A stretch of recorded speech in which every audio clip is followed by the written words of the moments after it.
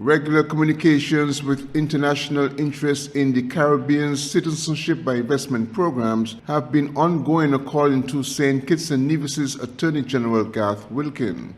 A series of legislative and regulatory inputs during 2024 are said to have rescued the St. Kitts and Nevis Citizenship by Investment program from irreparable harm after significant concerns were raised by the European Union, in particular during the early part of 2024.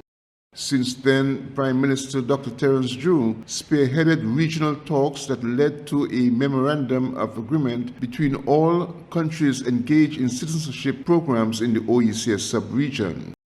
At a 6 March press conference with the St. Kitts and Nevis Prime Minister and his cabinet colleagues, Attorney General Garth Wilkin responded to a media question regarding possible further aggressive pushback from the European Union against the Citizenship by Investment programs.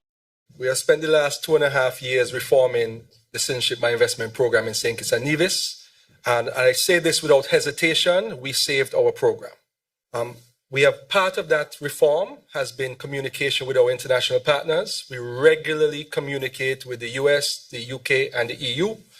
Just this January, the Prime Minister and I and the head of the unit attended a 3-day session roundtable with officials from all of the CBI countries in the Caribbean, as well as all of the head officials from the UK, the EU, and the US to discuss the way forward.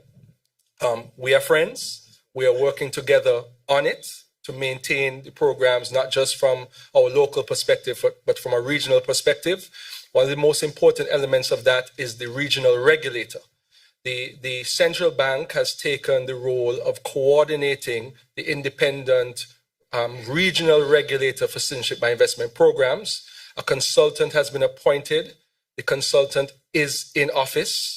The consultant met with the Prime Minister this week, met with me, met with the CIU and other stakeholders. They started in St. Kitts Nevis, and then the consultant is going to navigate through the other 4 countries. And after that exercise, the consultant is going to create legislation, model legislation to regulate the CBI in the region. So that is one of the agreements that we made with our international partners to be able to maintain CBI. And I can. Based on your question, is there anything that could impact?